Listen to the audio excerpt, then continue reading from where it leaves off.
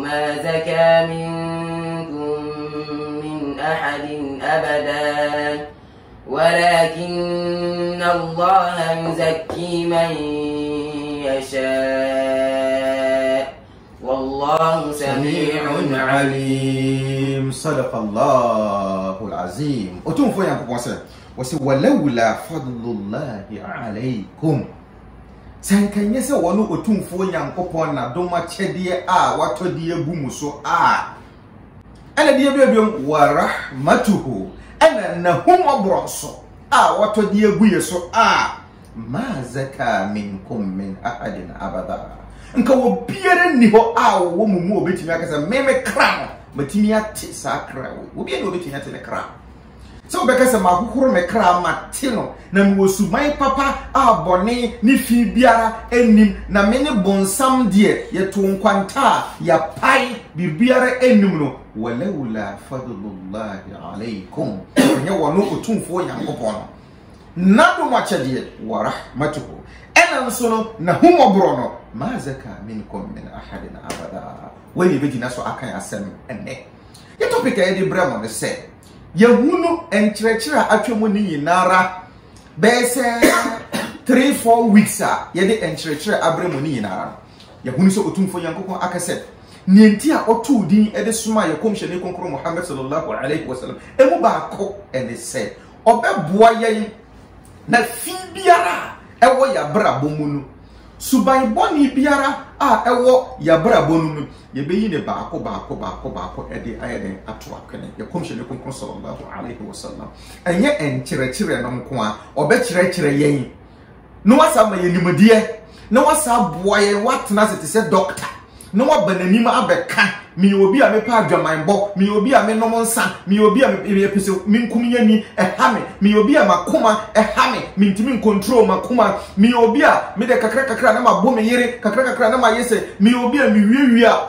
aban sika mi obi a mi yese saa suban wei miara nkasa mahunu sɛ enye nti boa me na mi mfiri mu na yɛkɔmhyɛ ne konkro sallallahu alaihi wasallam ɔbɛma wo kwankyerɛ na wasa bɔ mpaeɛ ɛde ama sɛ wopɛ sɛ wobɛgyae sɛ suban we a yɛsei ne sei schools a yɛkɔ wiase nyinara yɛnim sɛ emusuo a ɛwɔ yɛ so problems a ɛwɔ yɛ so ni nyinara egyina hɔ de masɛ yɛni suban papa nke ɛwɔ suban papa nke musuo esi wɔ wiase mu ha nyinara no wotumi wo sɛ nke bibia bɛyɛ dɛ ɛbɛba ɛdeɛ bɛn ɛna ma emusuo ɛntɔkwa kyɛ sɛ girigiri esi wɔ wiase mu nyinara no ɛdeɛ bɛn ɛna de ɛno ɛyɛ den ɛba ɛdeɛ bɛn ɛna de ba otumfo nyankopɔn ɔka kyerɛ Quran no was it dear man that you when we know Suratul Anfal Quran chapter 8 ɛdeɛ na otumfo nyankopɔn ɛka kyerɛ wɔ hɔnom nneɛma ahodoɔ a ɛde saa nneɛma wei ɛba verse 73 na otumfo nyankopɔn ɛka kyerɛ sɛ walladhina kafaru بعضهم أولياء بعض والذين كفروا بعضهم أولياء بعض نمما يسانسوا دين بسي إلا تفعلوه تكن فتنة في الأرض وفساد كبير سمو أجدية فوانو من ديسا جمدية ويا وياسيا ستنا ويمو المسوى كسية أنا أهو تيو كسية أنا أبا بسي وياسموها أهو تشرك أنا أبا بسي وياسموها أدية بي جمدية نوتون فوان ينكوبون أو كتري وقرآن chapter 8 verse 73 والذين كفروا بعضهم أولياء بعض وما أموني أتومفوا ينكوبون إنينو أكافرفوا نو وانيا وانهو ينكو أدامفوا نو مبو وانهو باين bosomsom ni biara obi a onye otumfo yankopon endi biara se onye kremoni nkoa na onye otumfo yankopon se som biara wo se som bia wo mu nyina timi ka won anoye den ebom je se ye kunu se wiase nyina ka no bom a omko atie nkremofo omu nyina ka o anoye den ebom otumfo yankopon menya ntiase se emusuo ene akon a esi wo wiase mu ha any corruption esi wo wiase mu ha asisisem esi wo wiase mu ha ntokwa hodo esi wo wiase mu ha ejina ho de mase agidiefo no nka won ho embo mu agidiefo no mmoaboa won ho ya mmoa ye huni ntinu won a omonji otumfuo nyankopon ani a omonnim otumfuo nyankopon no kwan biara so no onfa ho eboa na omoboa won ho so omonka hu ni se omobedwo won anum se omodi asetena papa ene ebremo omodi ahoto ene ebremo nemo esanse mo manka mo ho ambom ndo omobema emusuo ene besi wo wiase mo wote wona nkurusa mo kora na wotim fifiri woda wo fie mu a wosia afense aye bibia so enye we te se wontimi this also the electric fence so esa fa soro ho bim wo the electric fence na sa fa soro so still wontimi wo sa woda ho kora na wontimi na wasa akoto pistol dia be hye we ase still ene enyeye wasa akoto pump action so wasa betu fie we num nyinara no egina ho de mase agidie for monka mo ho embo munti jotumfo yanko bakate ko se illam tafaluhu se monsuman kam ho ambo amwoboa mo ho na mammo mo ho ban ti sese ne wanum ayena takun fitnatun firat emusuo ne ebesi wo wiase mo ha ofasana ana corruption so ebesi wo wiase mo ha nti wo se na yen no ye kan ye ho bom a ede ben ne ye ba beye ede ben ana ye ba beye ene na otumfo yankopon Esa katreo Quran chapter 9 verse 71 wakatreo say wal mu'minuna wal mu'minatu ba'duhum awliya'u ba'd wal mu'minuna wal mu'minatu ba'duhum awliya'u ba'd adiya no yedi bo ho يأمرون بالمعروف وينهون عن المنكر ويقيمون الصلاة ويؤتون الزكاة ويطيعون الله ورسوله أولئك سيرحمهم الله إن الله عزيز حكيم otumfo nyankopɔ se gidiefo ne de won beboa won ho a omboa won ho no ma kokum amanfo no omudi musuo aba wiase mo na omudi corruption aide aba wiase mo wataawanu ala albirri wattaqwa momboa mo ho ede fa dwumadie papa subai papa ayo ho ene ya misuro mo na mo beboa mo ho na mmom enyese mo kokum nipa na mo wia na mo beboa mo ho nyese mo kwako wia obi petro na mo beboa mo ho dabi wose mo boa mo ho mo ba na mo beka mo ho na mo boa mo ho ade na mo beye wose sankrofo ya amuruna bil ma'ruf wa yanhauna 'anil munkar sankrofo wo mo boa won ho no make sure say dwumadie biara eye biara no ye betu ye ho enfo ne ye say dwumadie we aye den abre ye ho na dwumadie boni biara no ye betwe ye ho aye den afiri mu wa yanhauna 'anil munkar ye betwe ye ho aye den afiri say dwumadie ho ana ye besa ye die biom wa yuqimuna as-salat ye boa ye ho ye back together ni ebe kan ye hubom ni ye salla ye ba ni ebe kan ye hubom ni ye jamaa salla yuqimuna sala wa yutuna zakat sanso ne ye hina ye boa ni ye nsika kabom ni ye de boa otumfo nyankopɔ ne dwumadie ahiyafo no ye nsika ye zakat na ekabom ni ye de boa won ho nyano nko wa yuti'una Allah ye asutie de ma otumfo nyankopɔ ne kasa ni obeka biara no ye di akire ya bra bom ye light ni ye bibia ye otumfo nyankopɔ kasa fanise ya ade chese otumfo nyankopɔ kasa so wose me nya papa na me katre mo a nya afutuo papa na me de be mo ade na me de be mama edie na me be katre ade ye boni biara ye afutuo boni biara kan ho si emfiri otumfo nyankopɔ nche obi be katre se obeda na MPT na se obeda na minister na se obenya position binti kokuma bridge ne fa chef ma enye otumfo nyankopɔ ne ka se yo na sa ye komche ne kunkuru sallallahu alaihi wasallam wose anyara mo krampo na obi wo mana adakom wan didi wan ye bi no wuni ntinu ekom ade ne ntinu otumfo nyankopɔ de ne ekɔbɔ nsam dwem na nkampo se kora wo a wo se opɛ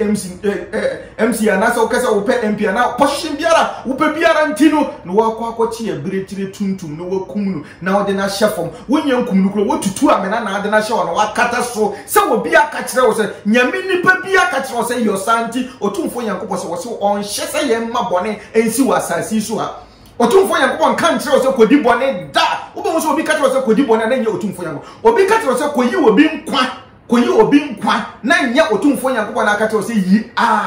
na kan hu ni se enye otumfo Nyankopon enchen nti even abreachire wo betwa na korampo na yesi ka otumfo Nyankopon ka se bismillah ni ehun se otumfo Nyankopon na ahye wo se wo betimi awie sa abreachire wo ansa na waye de watwa na die be nti na wo kotwa wo be fa abreachire wonye nwuye na amama wonye nwuye ana obi na wo di ne be kwa akɔhye fom na wakata no be bre no be wu ho se wo pepo hyehyem binti no na wo kwa akoye sa kan hu se yi otumfo Nyankopon na hye sa no won so oni so ka che won won yi otumfo Nyankopon wo ya mala ma won yi otumfo Nyankopon nipa wo yo sofo won yi otumfo Nyankopon nipa because otumfo Nyankopon on hye se ye be di bone enti yankramfo ye gidie ni se otumfo Nyankopon na hummobro no wasi'at kullu shay se eso ewo birbiara so on hia se ye be kum nipa ansana wo de bone acheye wiase adasama yedi bone a on hia se be kwa di bone biom ansa na ode bone acheye adenti ne epate se ye be kwa chinipa akum no ye be ti Yesu Kristo akum no ansa na yaba na otumfo Nyankopon de bone ache wan ne be si otumfo Nyankopon se on fa ye bone je wan ne be si ni kwan wan ne be si ni agise ye kwa di bone biom dabi enkremosum nya ye gidie no na hummobro ne emuso etre ena ewo hode ma wo biara kafiri ni wo kremoni wo otumfo Nyankopon ni nsuo to a eto wo bia we mu oxygen ne nam abonten wo ko hospital na ntimi nhom ya charge be charge ansa na ye de sa oxygen we ama na wo fi se senka oxygen we ye de ahye ECG fo ansa ana omo be chicha ma yanka se na omo be die otumfo Nyankopon ne oxygen se wo ye bosomsom ni wo ye kristo ni wo ye kremoni wo se wo no rahmatan lil alamin wo dia ma wo biara arrahman arrahim wo dia ma wo biara wo de san we no ayede ama wo biara na hummobro na da eti se do tumfo Nyankopon ka se ade se ye kum ne ba ansana wodi ne bone ade wodi e bone ade ache nti otumfo Nyankopon se number 1 mo adidefo no mo nka mo humbom na mo ka mo humbom ade na mo be ye ne be di kan se mo moaboa mo ho e wodwumadie papa yo ho na mo moaboa mo ho se mo be jai bone eyo wo bi e ye bone mo ntunimfo mo be ka mbom so na mo nye sala mo be ka mbom so na mo ma mo zaka mo ye we no mo nyinara otumfo Nyankopon hye ye bose ulaika sayarhamuhumullah san krofo we otumfo Nyankopon na hummobro no be ye den ebe wo won so san krofo we ne be den otumfo Nyankopon na hummobro no ebe wo won so but the substantive topic me ebe ka and then say ye pese ye beti ye kra na why be so ene ye be nam so ne yetimi ye den ate ye kra ana Qur'an mu kwaya huduo sen ene wo ho ede mase ye betimi ye den ate ye kra sana ye ba bebe the different subject matter of self-purification in the Quran, or in other ways the types of what self-purification in the Quran is what we are going to have a look at. Nedikai number 1 and say otumfo Nyankopon amaya yantia say suratul Ala Quran chapter 87 verse 14 and otumfo Nyankopon e ka kire o say kad aflaha man tazakka kan ko mame قد أفلح من تزكى وذكر اسم ربه فصلى. That's the first type of say. Ye betimi ahwe na ye den ya kokori we ye be ba be trate ye ko the number 2 Quran chapter 3 verse 164 laqad manna Allahu 'ala al-mu'minina idh ba'atha fihim laqad manna Allahu 'ala al-mu'minina idh ba'atha fihim rasulan minhum yatlu 'alayhim ayatihi ana say ye biom yatlu 'alayhim ayatihi wa yuzakkihim wa yu'allimuhum الكتاب والحكمة وإن كانوا من قبل لفي ضلال مبين. سانسو بيوم لو تون فوين قوة سورة النور Quran chapter 24 verse 21 وساكتر سيدي بيوم يا أيها الذين آمنوا يا أيها الذين آمنوا لا تتبعوا خطوات الشيطان ومن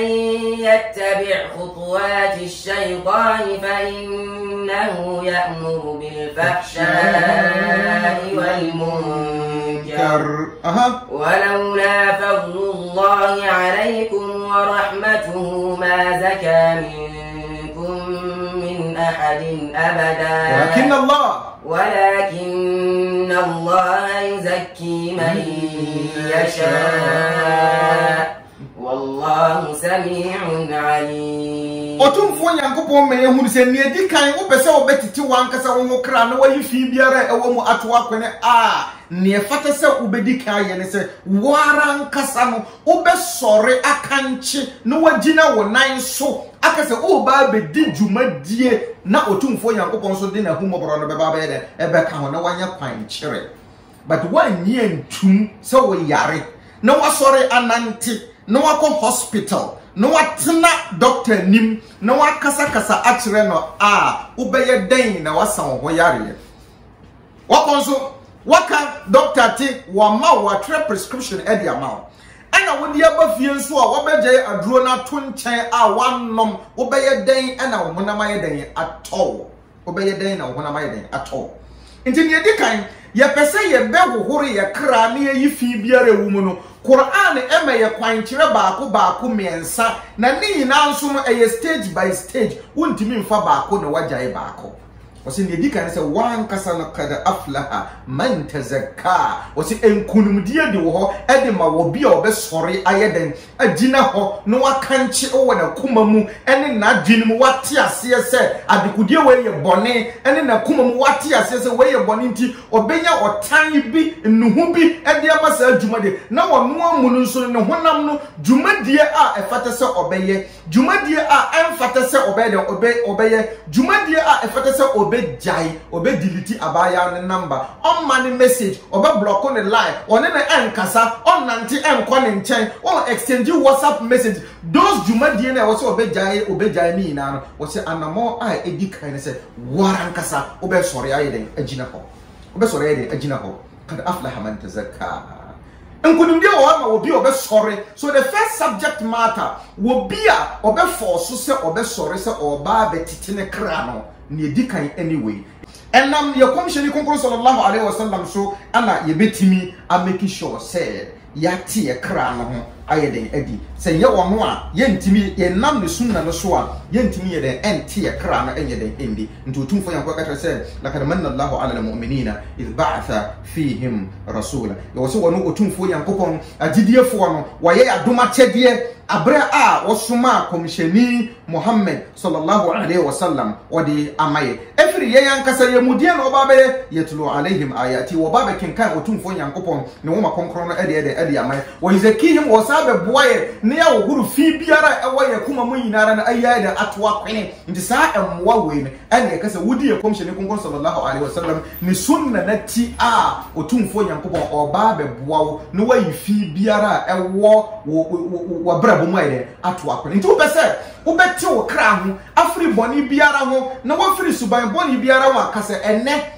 efri ene erekro ade ameye biara no me ba do bisese ye komshene kunku sallallahu alaihi wasallam wo ye ne sen me ba do bisese na wo bisese na wo diso na wo yesa adwumadie na ene kan hu ni se ye komshene kunku sallallahu alaihi wasallam wono ne sunna no ba be boawo na watimi afri sa adwumadie boni anase we boni biara wo mu no sunna na ebe boawo mo ayde wafri mu na efri won mu nso a the third adekodia ebetimi aboa na wawuru ho afri boni biara mu eyedi ebiom eno na esa aye bia half is eyeden ekenkan ede maaye se otumfo Nyankopon ekatere se wono otumfo Nyankopon ya ayyuhal ladina amanu la tattabi'u khutuwati shaytan يا أيها الذين آمنوا لا تتبعوا خطوات الشيطان وسمي نبون سبنا مونتشي افسديه بيوم ومن يتبع خطوات الشيطان فإنه يأمر بالفحشاء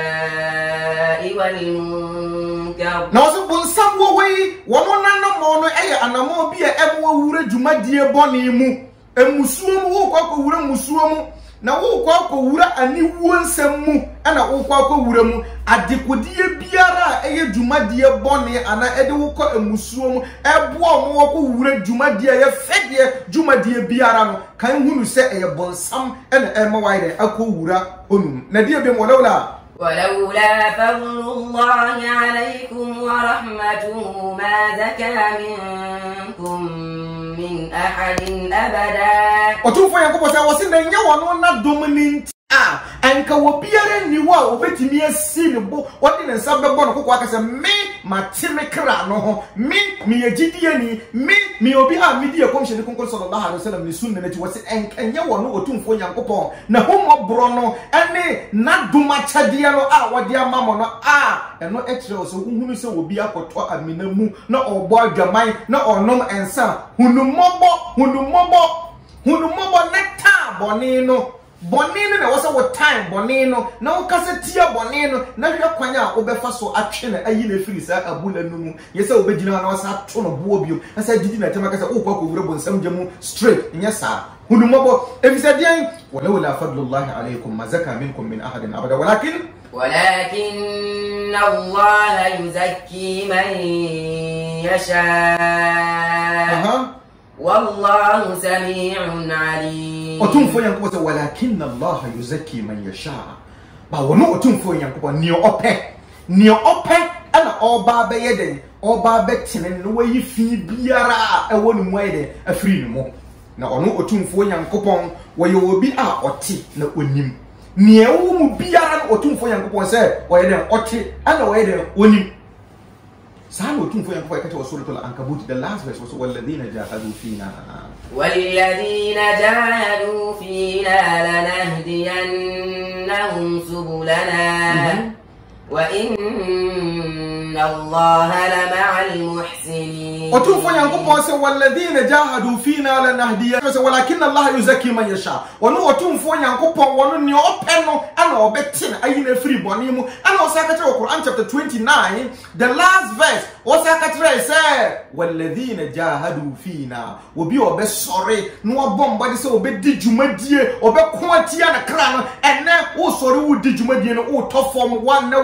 sasa bonsama timi wonda wosi kai enye metwaso menko wu wasabo ni wemu seme wu adwamambo mu nko ade a enye enne madisa abone ne meye korbe enne meko atia abon okira otomo biom so still what's sorry ejina wose no wose wo bi obesore na brebia wo won tokoko mu woni na kuma woni ne kra okun atia kra no walladina jahadu fina lanahdiyannahum subulana wose wono otumfo yankopon obeji ne nsa na wagege ne tata no watwene afiri sabon walakin Allah yuzaki man yasha wono otumfo yankopon wono ne ti obi a ope sankrofo wo ya da